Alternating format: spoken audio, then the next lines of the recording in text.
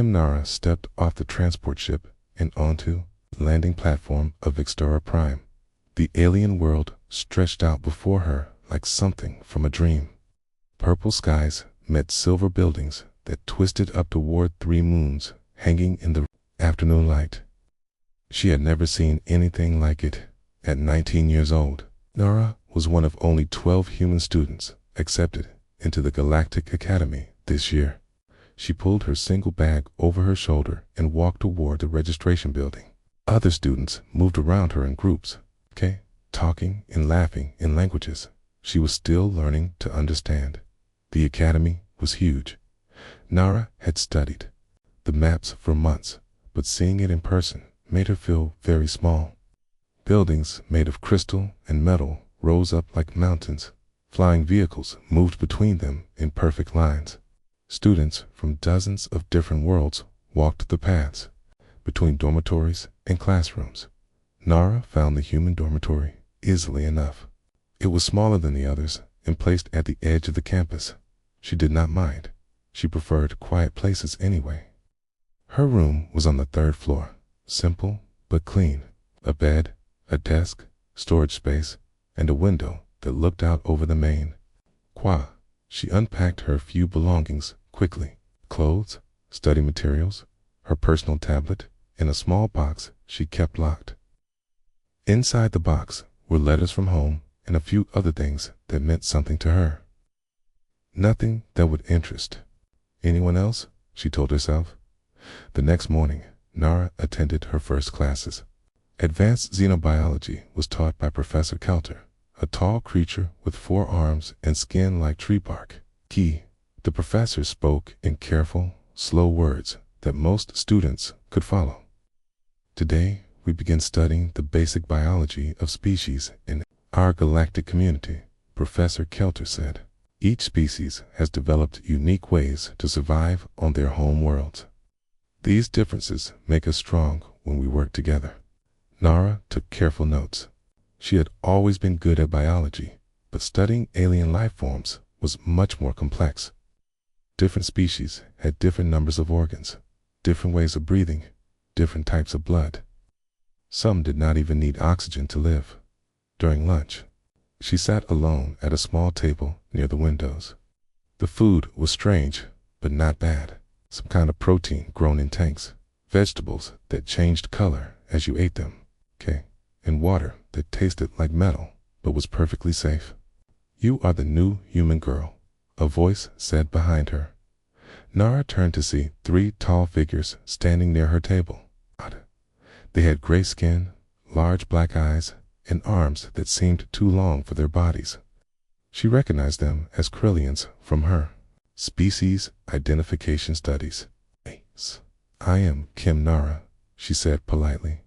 "Are you students here too?" The tallest one smiled, but it did not look friendly. "I am Vextar. These are my friends, Kramos and Yexgen. We've been here for 3 years. We know everything about this place." "That must be helpful," Nara said. She wanted to go back to eating, but the 3 Krillians did not move away.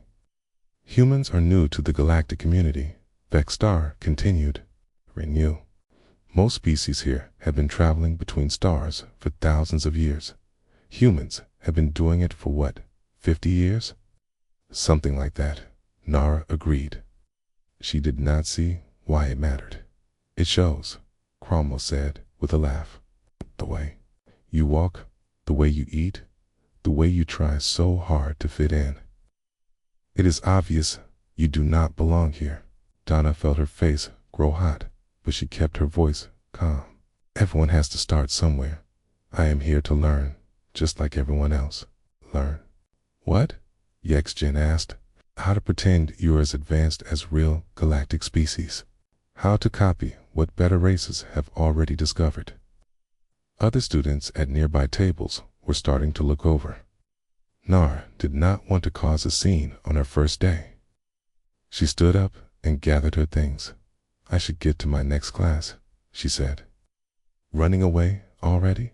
Vextar called after her as she walked toward the exit. Typical human behavior. Nara did not turn around. She had dealt with bullies before, back on Earth.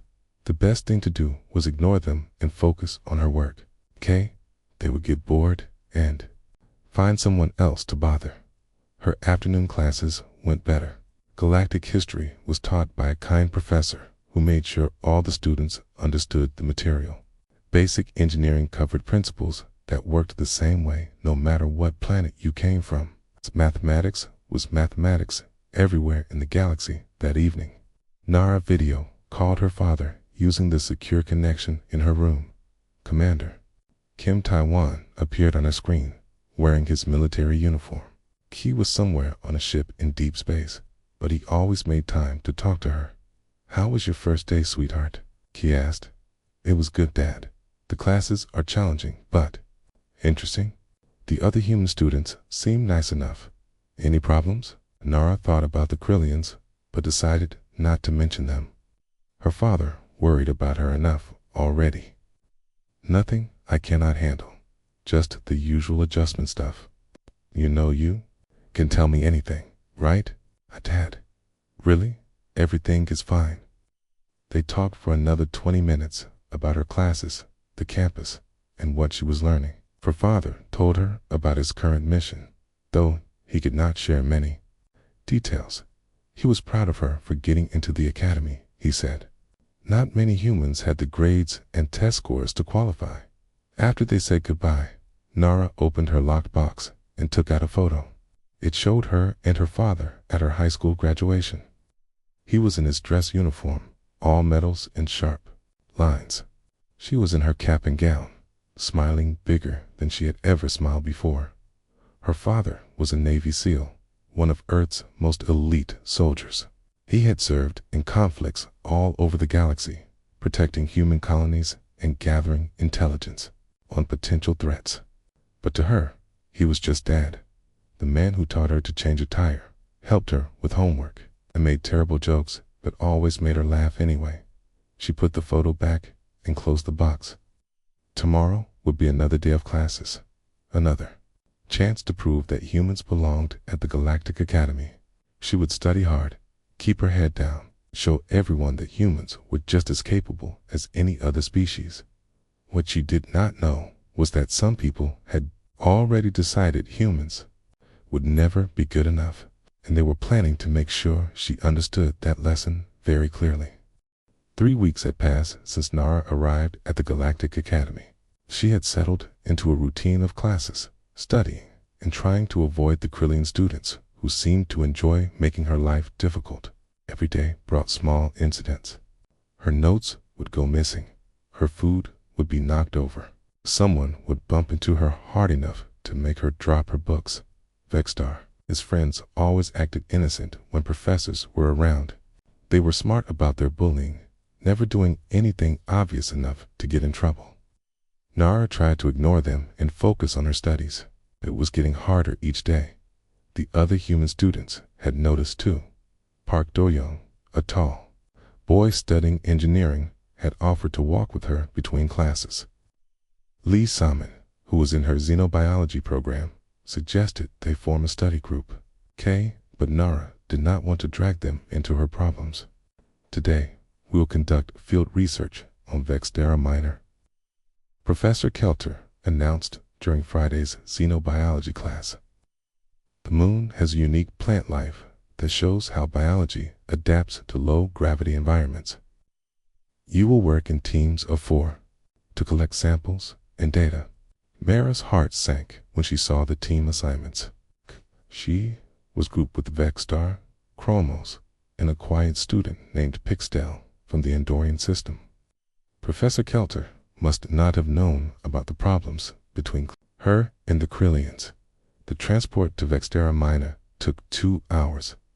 The small moon was covered in strange purple forests and had gravity about half as strong as most planets.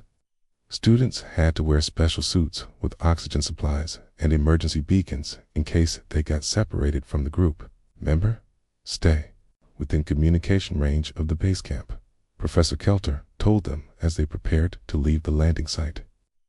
"The supervision drones will monitor your progress, but they cannot help you if you wander too far away." Nara checked her equipment one more time.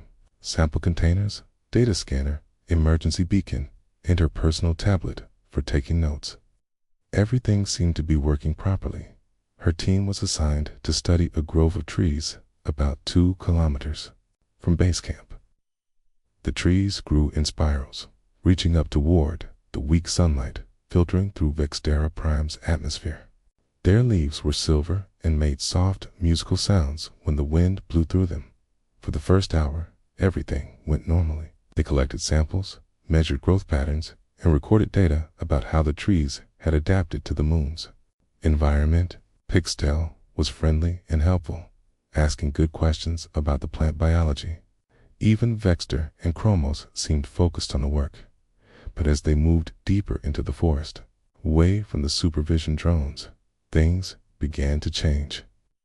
"You're taking a lot of detailed notes," Vexter said, looking over Nara's shoulder as she recorded observations about the tree structures. "The professor wants complete data," Nara replied, not looking up from her tablet. "Yes, but your notes are very specific. Structural weak points, chemical composition, environmental vulnerabilities." Vextar's voice had gotten colder. "Most like you are studying how to destroy these trees, not just understand them." Nara finally looked up. "What are you talking about?" "These are standard biological observations." Chromos moved closer, reading from her tablet screen. "She has detailed measurements of Krillian physiology in here too. Look at this section about our respiratory systems, our muscle density, our reaction times. That is from our comparative biology assignment," Nara said, starting to feel worried. "We were supposed to study different species and compare their adaptations." "Or maybe you are gathering intelligence for your human military," Vextar said. His large black eyes had gotten very cold. "Everyone knows humans are aggressive. Your species has been fighting wars for thousands of years. Now you send spies to our academy to learn our weaknesses." "That is crazy," Nara said, backing away from them. "I am just a student. I am here to learn, not to spy on anyone." "Liar," Chromos hissed. "We know what humans really are. Violent, primitive creatures who solve everything with weapons and war. You do not belong here with civilized species." Pixtel, who had been quiet during this exchange, suddenly spoke up. "Perhaps we should return to base camp and discuss this with Professor Kelter." "No," Vexter said firmly. "We will handle this ourselves. The professors are too soft on humans, okay? They do not understand the threat." Nara realized she was in serious danger, okay? They were far from the supervision drones, alone in an alien forest on a moon where no one would hear her scream. Her emergency beacon was her only hope, but it was attached to her belt, and the Krillians were between her and the path back to base camp. "Please," she said, trying to keep her voice steady. "Let us just go back and talk to the professor. It's all a misunderstanding." "The only misunderstanding," Vexter said, stepping closer, "is that your species was ever allowed into the galactic community." He grabbed her tablet and threw it hard against a tree. Psst. The device shattered, taking all her research data with it. Chromos knocked her sample containers out of her hands, spilling weeks of work onto the forest floor. "Stop," Pixtel said, but the 2 Krillians ignored him. Nara tried to run, but Vextar was faster. His long arms caught her easily, and he shoved her backward. She tripped over a route and fell hard, her oxygen mask cracking against a rock. "This is what happens to human spies," Vexter said, kicking dirt over her broken equipment. "Maybe next time your people would think twice about sending children to do their dirty work." Chromos grabbed her emergency beacon and crushed it with his bare hands. The small device sparked once and went dead. "You cannot leave me here," Nara gasped, struggling to breathe through her damaged mask. "The atmosphere is not safe for humans." "That sounds like a human problem," Vexter said with a cruel smile. Pixtel stepped forward. "This has gone too far. We must help her get back to base camp." "You can go back if you want," Chromos told him. But the human stays here until she learns her lesson about respecting her betters. The two Krillians walked away, leaving Nara alone with Pixtel in the alien forest. Her oxygen supply was leaking, her equipment was destroyed, and base camp was 2 kilometers away through difficult terrain. "Can you walk?" Pixtel asked, helping her sit up. Nara nodded, though her vision was starting to blur. "I think so. We need to move fast. This mask will not last long." They started back toward base camp, but the low gravity made walking difficult with damaged equipment. Every step was a struggle, and Nara could feel herself getting weaker as her oxygen supply ran out. 12 hours later, the rescue team found them. Pixtel had managed to get close enough to base camp to signal for help, but Nara had collapsed from oxygen poisoning 2 kilometers short of safety. She was barely alive when they reached her. The academy doctors worked for hours to save her life. When she finally woke up 3 days later, her father was the first person she wanted to call. But first, she had to figure out how to tell him what had really happened without starting a war. Commander Kim, Taiwan, was 300 light years from Earth when the encrypted message reached his ship. Kay was leading a reconnaissance mission in the Outer Rim, mapping potential threats to human colonies. The message came through the secure military channel that only he and his daughter knew about. The official academy report was short and clean. Student injured during field research. Equipment malfunction. Full recovery expected. No disciplinary action required due to insufficient evidence of wrongdoing. But Nara's real message was very different. "Dad, they tried to kill me. They destroyed my equipment and left me to die on that moon. The academy is covering it up. They say it was an accident, but it was not. I almost died because I am human, and they hate us for being here." Taiwan read the message 3 times. His hands were completely steady, but inside him, something very cold and very dangerous was waking up. He had spent 25 years as a Navy SEAL. He had fought in wars across the galaxy, eliminated threats to human security, and survived missions that killed other men. But nothing had ever made him as angry as this message from his daughter. He walked to the bridge of his ship, where Lieutenant Commander Yang Jiwan was reviewing star charts. She looked up when he entered. "Sir, we are still 12 hours from the next survey point. Should we continue with the mission schedule?" "Change of plans," Taiwan said quietly. "Set course for Earth. Maximum speed." "Sir, what about the reconnaissance mission?"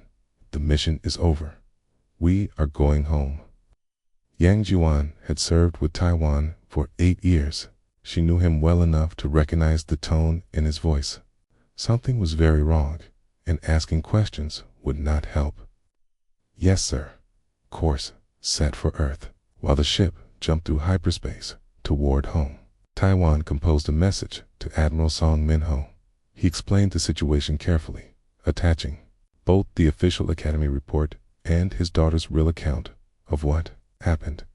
The Admiral's response came back within an hour. Request for emergency leave approved.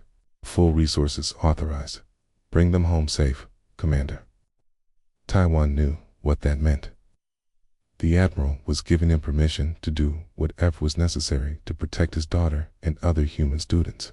No questions asked, no official oversight, no limits on what methods he could use. 20-4 hours later, Taiwan's ship docked at Earth Station 7. He went straight to military headquarters, where Admiral Song was waiting for him. "How bad is it?" the Admiral asked. "They tried to murder my daughter and make it look like an accident. The Academy administration is protecting the aliens who did it. If we let this stand, every human student in the galaxy becomes a target." Admiral Song nodded slowly. He was a career military man who understood the bigger picture. "What do you need?" "A fast ship, weapons, and complete communications intercept on everything going in and out of Vextara Prime. I also need files on every Krillian in the Academy, especially the 3 who attacked Nara." "Done. What else? I need to send a message to our people throughout the galaxy. Not official orders, just information. Let them know what happened and where I am going. The Admiral understood. In one day, Sergeant Major Cho Hyun-woo would happen to take leave near Krillian space. Lieutenant Commander Park Jin-woo would decide to visit the trade stations around Vextera Prime.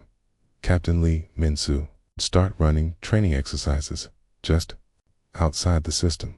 None of them would be there officially. None of them would be following orders. But if Taiwan needed help, some of the most dangerous humans in the galaxy would be close enough to provide it. Within 6 hours, Taiwan had everything he needed. The ship was a modified courier vessel, fast and quiet, with stealth systems that could hide it from most sensors. The weapons were non-standard, tools designed for close combat and infiltration work. The intelligence files contained everything Earth's spy network had gathered about Krillian biology, psychology, and culture. But the most important tool was Taiwan himself. He had spent his entire adult life learning how to find people who did not want to be found, and how to eliminate threats to human security. He had operated on dozens of worlds, infiltrated alien facilities, and completed missions that officially never happened. Now, he was going to use all of that training to teach the galaxy, a lesson about what happened when you hurt a human's family. The trip to Vextera Prime took 4 days. Taiwan used the time to study every detail of the Academy, the planet, and the 3 Krillians who had tried to kill his daughter. He memorized building layouts, security systems, class schedules, and daily routines. He learned about Krillian weaknesses, fears, and cultural taboos. Vexter was the son of a wealthy merchant family. He was arrogant, cruel, and used to getting his way. He had never faced real consequences for his actions. Chromos came from a military background, but had never served himself. He talked about honor and strength, but had never been tested in real combat. Yex-Jin was the weakest of the 3. A follower who went along with whatever the others decided. He would break first under pressure. Taiwan also studied the Academy's administration. Dean Vorthok was a career politician who cared more about avoiding trouble than protecting students. Security Chief Meldar was competent but predictable, following standard procedures that were designed for normal campus problems, not for dealing with a human special operations soldier. On the 4th day, Taiwan's ship reached Vextera Prime. He did not land at the main spaceport or registered his arrival with planetary authorities. Instead, he used the ship's stealth systems to slip past the orbital defenses and land in a remote area 50 kilometers from the Academy. He spent 2 days watching the campus from a distance, learning the patterns of daily life. Students walked the same paths at the same times. Security patrols followed predictable routes. The supervision systems had gaps that a skilled infiltrator could exploit. On the 3rd night, Taiwan made his move. He slipped past the perimeter sensors, avoided the patrol drones, and entered the Academy grounds like a ghost. Security cameras showed nothing. Motion detectors registered normal activity. The most advanced security system in this part of the galaxy had no idea that one of Earth's deadliest soldiers was walking through there. Dormitories. Taiwan's first stop was the administration building. He needed to see the real files about his daughter's case, not the cleaned-up version they had sent to Earth. He also wanted to leave a message for the Dean, something that would make it clear that humans were not as helpless as the aliens. Believed his second stop would be the Krillian dormitory. Vexter and his friends were about to learn that attacking a navy SEAL's daughter was the biggest mistake of their lives, but Taiwan was not planning to hurt them. Not yet. First, he was going to teach them what fear felt like. He was going to show them that humans could reach anyone, anywhere, anytime they wanted to. And he was going to make sure that every alien in the galaxy understood that humans protected their own. The human girl they hurt. She was a Navy SEAL's daughter, Part 4. The Reckoning Town moved through the academy like a shadow. The security systems were advanced, but they were designed to keep out normal intruders. Not a Navy SEAL with 25 years of experience. He slipped past cameras, avoided motion sensors, and disabled alarms without leaving any trace of his presence. His first target was Jax Jin, the weakest member of the group. The young Krillian lived on the second floor of the alien dormitory, in a room he shared with another student. Taiwan waited until both roommates were asleep, then entered through the window using climbing gear that made no sound. He did not wake Jax Jin. Instead, he rearranged the room while the Krillian slept. Every piece of furniture was moved exactly 3 inches to the left. Every book was turned upside down. Every piece of clothing was folded in perfect military style and arranged in precise rows. On the desk, Taiwan left a single item, a human military challenge coin with the Navy SEAL Trident symbol. Beside it was a note written in perfect Krillian script. "I was here while you slept. I could have done anything I wanted." The next morning, Jax Jin woke up screaming. His roommate found him curled in the corner, shaking and pointing at the rearranged room. Campus security was called, but they found no evidence of how anyone could have entered the room. The window was locked from the inside. Door showed no signs of tampering. The security cameras showed nothing unusual, but every alien student in the dormitory heard about what happened. Someone had entered their most secure building and done whatever they wanted, leaving no trace except the message they chose to leave. Chromos was next. The arrogant Krillian who liked to talk about military honor was about to learn what real soldiers could do. Taiwan waited until Chromos was alone in the academy's training facility, working out late at night like he did every Tuesday. The lights went out suddenly. Emergency power kicked in, but the backup lights flickered and died. In the darkness, Chromos heard footsteps circling him, too quiet and too precise to be another student. "Who was there?" Chromos called out, his voice already shaking. A voice answered from the darkness, speaking perfect Krillian with a human accent. "Someone who knows what you did to an innocent girl." Chromos tried to run, but in the blackness, he ran into equipment that had been moved while he was not looking. He fell hard, scraping his knees on the floor. When he tried to get up, he found that his hands were shaking too badly to support his weight. The light came back on. Chromos was alone in the training room, but everything had changed. The heavy weights were ranged in the shape of a human military formation. Combat training dummies were positioned around him like soldiers preparing for battle. On the wall, someone had used chalk to draw a perfect diagram of Krillian anatomy with all the weak points marked. At the bottom of the diagram was another note. "Your people say humans are primitive, but primitive creatures do not study their enemies this carefully." Chromos ran from the training room and did not stop running until he reached his dormitory. He locked his door, pushed his desk against it, and spent the rest of the night sitting in the corner with all the lights on. But Taiwan was not finished yet. Vexstar, the leader of the group, deserved special attention. The commander waited 3 days, letting fear spread through the alien student population. Everyone was talking about the mysterious incidents. Security had been increased, but no one felt safe. Vexstar tried to act brave, telling anyone who would listen that humans were cowards who could only operate in the dark. But Taiwan could see the fear in his eyes during the day, the way he looked over his shoulder, the way he jumped at unexpected sounds. On Friday night, Vexstar returned to his private room to find something impossible waiting for him. His entire room had been converted into a human military training facility. The furniture was gone, replaced by combat obstacles, tactical maps, and weapons training equipment.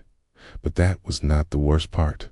Covering every wall were photographs, pictures of Nara lying unconscious in the medical bay, pictures of her broken equipment on the forest floor, pictures of the route from the forest back to base camp, marked with the exact spots where she had collapsed from oxygen poisoning. And in the center of it all, mounted on the wall like a trophy, was a detailed file about Vextar himself, his family, his friends, his daily schedule, his fears, his weaknesses. Everything about his life laid out in perfect detail. At the bottom of the file was a message in both Krillian and English. You hurt my daughter. I know everything about you. I can reach you anywhere, anytime. This is your only warning. Vextar tried to run, but his legs would not work. He fell to his knees in the middle of his transformed room, surrounded by evidence of what humans could do. When they decided to act, the Academy's security team arrived within minutes of his screams. They found Vextar in a state of complete panic, babbling about human soldiers and military files. But when they searched the room, everything was normal. His furniture was back in place. The photographs were gone. The training equipment had vanished. The only thing they found was a single piece of paper on his desk. It contained a complete psychological profile of Vextar, written by someone who understood exactly how Krillian minds worked. At the bottom was a signature, Commander Kim, Taiwan, Earth Navy SEALs. Within hours, word of the incidents had spread throughout the Academy and beyond.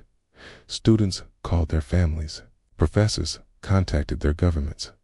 News of what happened reached the highest levels of galactic society. The message was clear. Humans were not the primitive, helpless creatures that other species believed them to be.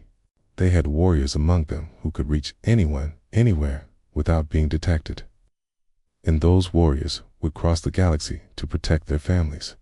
Dean Vorthok called an emergency meeting of the Academy Council. Security Chief Meldar submitted a report recommending immediate changes to campus security. Ambassador Unciora arrived from Earth to discuss the situation with planetary authorities. But Taiwan was already gone. He had slipped away from the Academy as quietly as he had arrived, leaving no trace of his presence except the fear in his target's eyes and the knowledge that humans were far more dangerous than anyone had imagined. Vextar, Chromos, and Yexgen requested immediate transfers to other schools. Their families pulled them from the Academy within days, sending them to remote worlds where they hoped to hide from human attention. The galaxy had learned an important lesson. The human girl they hurt was not just any student. She was a Navy SEAL's daughter. And now everyone knew what that meant. 3 months after the incidents, the Galactic Academy felt like a completely different place. The halls that once echoed with casual insults toward human students were now quiet. Alien students who had previously ignored or bullied humans now watched them with careful respect. Nara walked across the main quad on her way to advanced xenobiology class. Other students stepped aside to let her pass, some nodding politely, others quickly looking away. She was no longer the invisible human girl who sat alone at lunch. Now everyone knew who she was, the daughter of the human who had turned their secure academy into his personal playground. The girl whose father had demonstrated that human military forces could reach anywhere, ken the galaxy without being detected. Professor Kelter welcomed her to class with the same respect he showed. 2 students from the most advanced species. Her research projects were taken seriously. Her questions were answered carefully and completely. The professor had read the classified reports about what happened to the 3 Krillian students. He understood that humans were not the primitive species he had once believed them to be. Today, we will discuss adaptive camouflage in different species, the professor announced. Some creatures have evolved natural abilities to hide from predators or prey. Others have developed technologies that serve the same purpose. Several students glanced at Nara when he said this. Everyone knew the stories about how her father had moved through the academy like a ghost, visible to all their sensors and security systems. The technology that made such things possible was far beyond what most species possessed. After class, Park Do-Yan and Lee So-min joined Nara for lunch. The three human students sat together at a table in the center of the cafeteria, no longer hiding in corners or avoiding attention. My engineering professor asked me about human spacecraft design yesterday, Doyan said quietly. Huh? He wanted to know how fast our ships could travel and what kind of weapons they carried. Professor Yilder asked me about human population statistics. Suman added, how many colonies we have, how many people live on each world. She seemed nervous when she was asking. Nara nodded. They are trying to figure out what they are dealing with. Before this happened, they thought humans were just newcomers with basic technology. Now they realize they do not know anything about what we are really capable of. The truth was spreading throughout galactic society. Earth's military forces were not the disorganized rabble that other species had assumed. Human soldiers were trained to standards that exceeded anything most aliens had ever seen. Human technology, while different from galactic norms, was effective in ways that surprised everyone. Most importantly, humans protected their own with a dedication that other species found both admirable and terrifying. Ambassador Yensiora had arrived at Vextera Prime 2 weeks after the incidents. She came officially to discuss cultural exchange programs, but everyone understood her real purpose. She was there to deliver a message from the human government to the galactic community. Her meeting with Id, Kane, Vorthok lasted 6 hours. No recordings were made, and no official statements were released. But the changes that followed made the message clear. New policies were implemented immediately. All incidents involving human students would be investigated thoroughly by neutral parties. Any evidence of discrimination or harassment based on species would result in immediate expulsion. Security measures were increased, but not to keep threats out. They were designed to protect all students equally. Professor Kelter had been appointed as the new student welfare coordinator, with special responsibility for ensuring that human students felt safe and welcome. Additional human professors were hired to teach courses in human biology, culture, and history. The Academy Library acquired extensive materials about Earth and its colonies, but the most significant change was harder to measure. It was the way alien students looked at humans now. The casual contempt was gone, placed by careful respect and genuine curiosity. Nara received a message from her father, Erweek, through their secure communication channel. He never mentioned what had happened at the academy directly, but his words carried meaning that only she would understand. Hope you are feeling safer at school, he would say. Remember that your family is always watching out for you, no matter how far away we might be. She knew he was somewhere in deep space again, leading another reconnaissance mission. But she also knew that if anyone ever threatened her again, he would come back. And next time, he might not be satisfied with just psychological warfare. The 3 Krillians who had attacked her were gone. Star had transferred to a remote academy on the edge of Krillian space, where he spent his time jumping at shadows and checking his door locks twice every night. Chromos had dropped out of school entirely and returned to his family's estate, where he rarely left his room. Yexgen was receiving treatment for severe anxiety at a medical facility on his home world.